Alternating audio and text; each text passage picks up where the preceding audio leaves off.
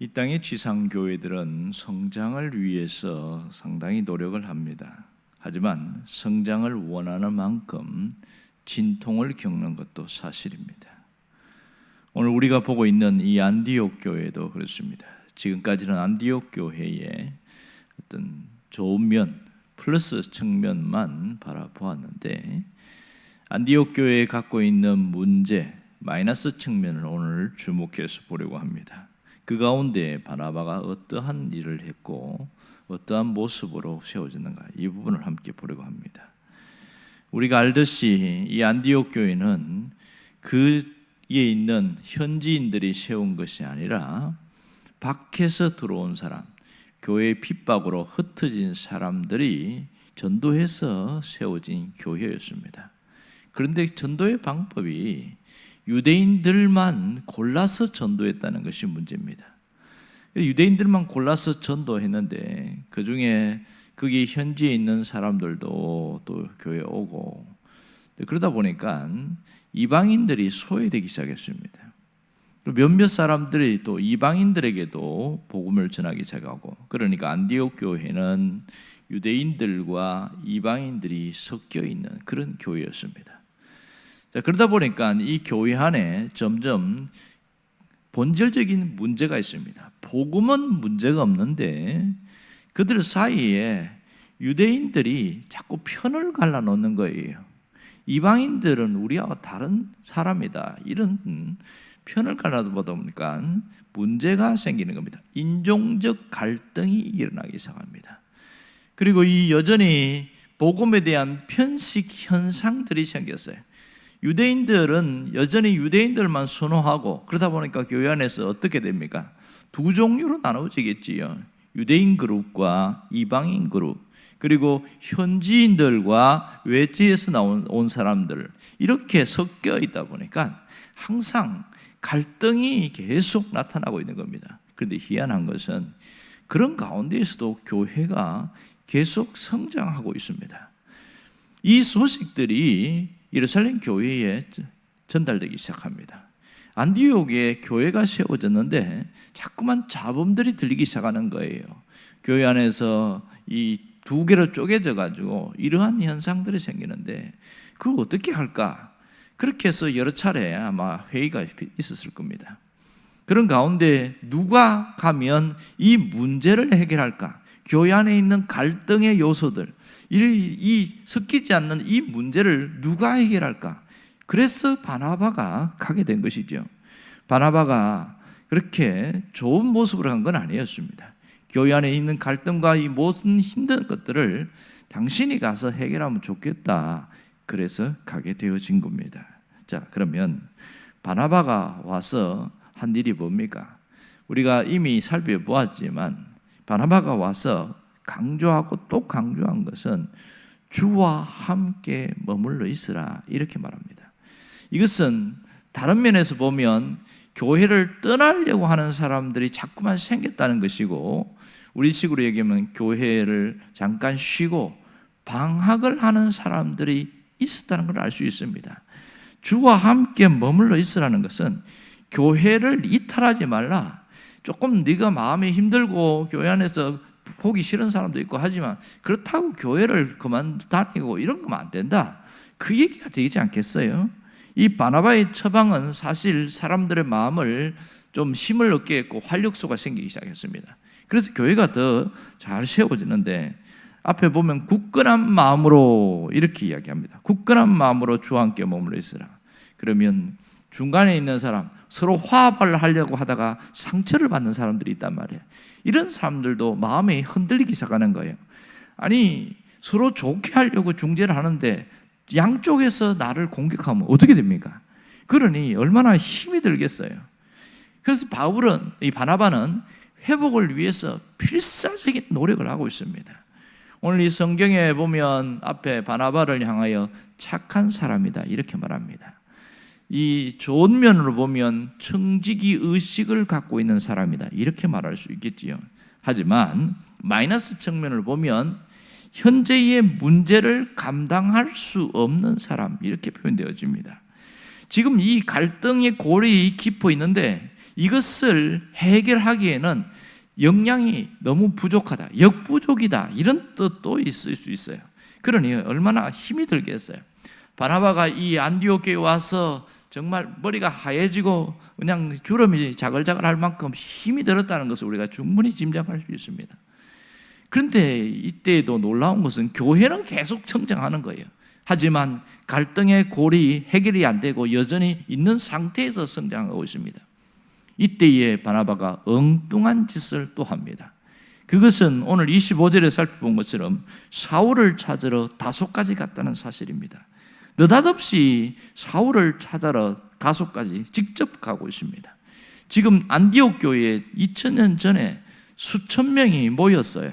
그러면 요즘식으로 하면 몇만 명이 모이는 교회입니다. 거기에 담임 목사님이 갑자기 모든 설교나 사역을 그만두고 이 바울을 찾으러, 이게 사울을 찾으러 저 멀리 175km나 그 멀리를 간다는 것은 여러분 상식적으로 이해가 됩니까?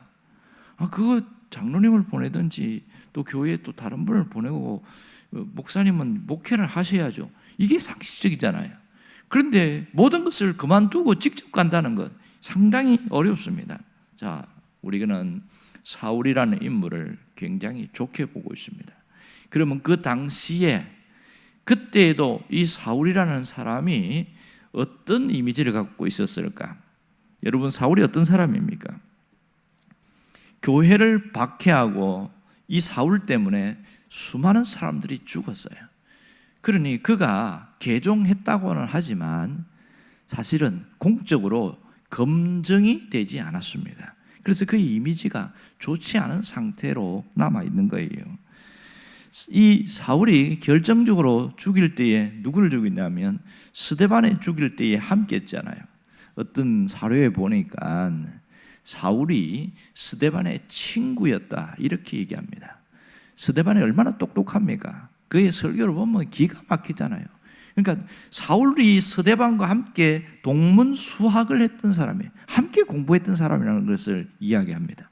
그렇다면 인간적인 면에서 보면 이 자기가 믿는 것과 다르다는 것 때문에 친구를 죽이는데 적극적으로 가담한 자라고 볼 수 있습니다.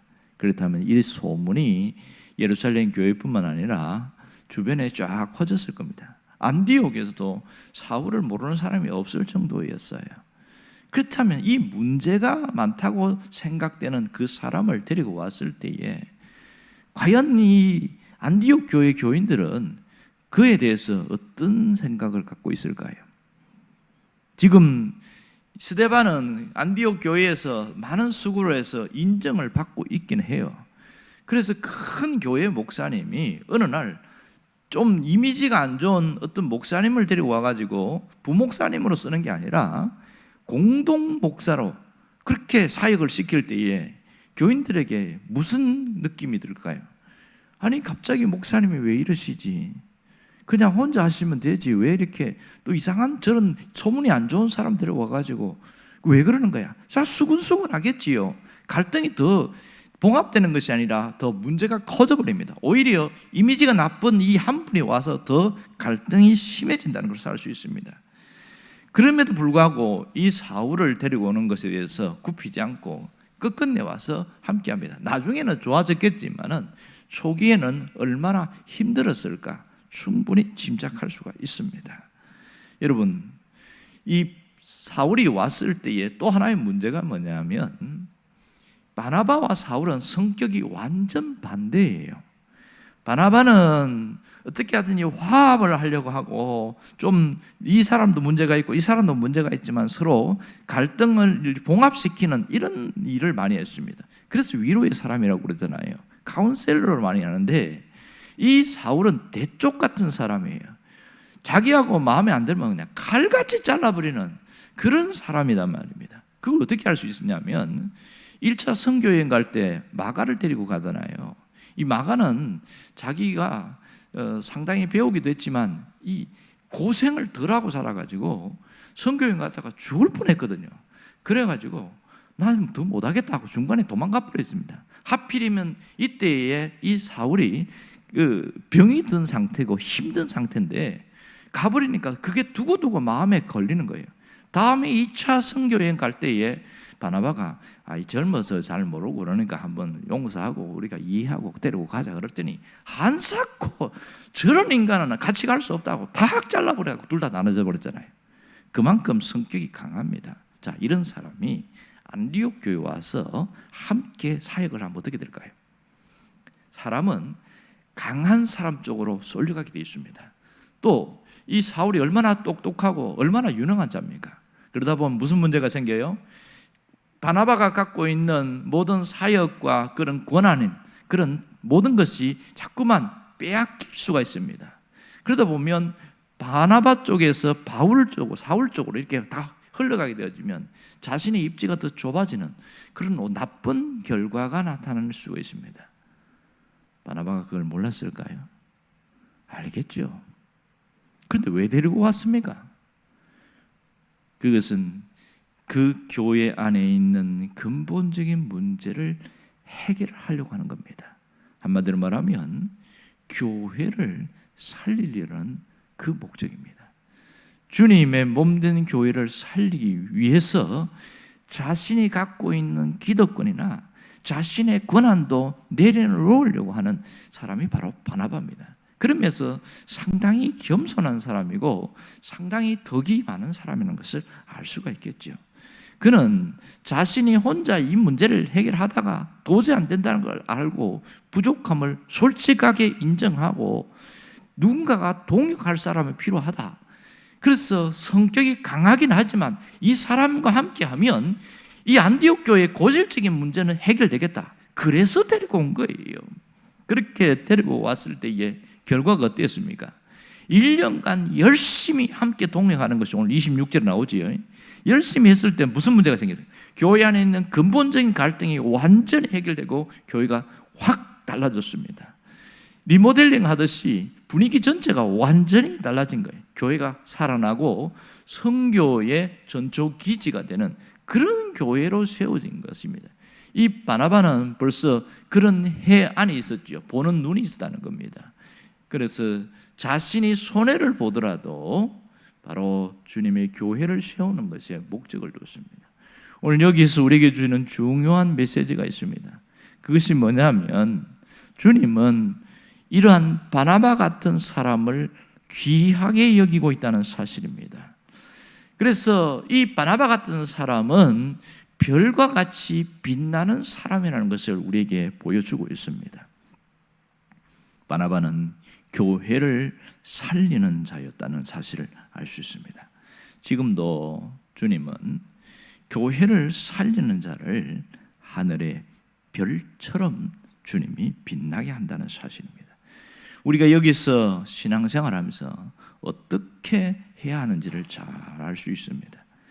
자기를 위하여 살지 말고 주님을 위하여 살아가는 자가 되기를 바랍니다. 하나님은 우리가 어떤 신앙인으로 세워지기를 원할까요? 오늘 이 바나바처럼 별처럼 빛나는 그런 신앙인으로 기억되기를 원하고 있습니다. 이런 사람이 지혜로운 자입니다. 이런 사람이 주님 앞에 쓰임받는 자예요. 여러분 다니엘서 12장에 보면 그런 얘기 나오는 거 아시죠? 지혜가 있는 자는 궁창의 빛과 같이 빛날 것이요 저 하늘의 빛과 같이 환하게 빛날 것이다.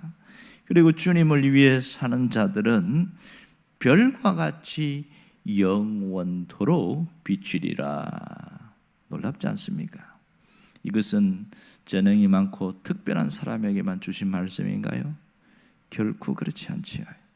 누구든지 바나바의 마음을 갖고 그 바나바처럼 살아가려고 하고 바나바처럼 신앙인으로 세워지려고 하는 사람에게는 똑같이 주어지는 하나님의 은혜요 특권이라는 사실입니다.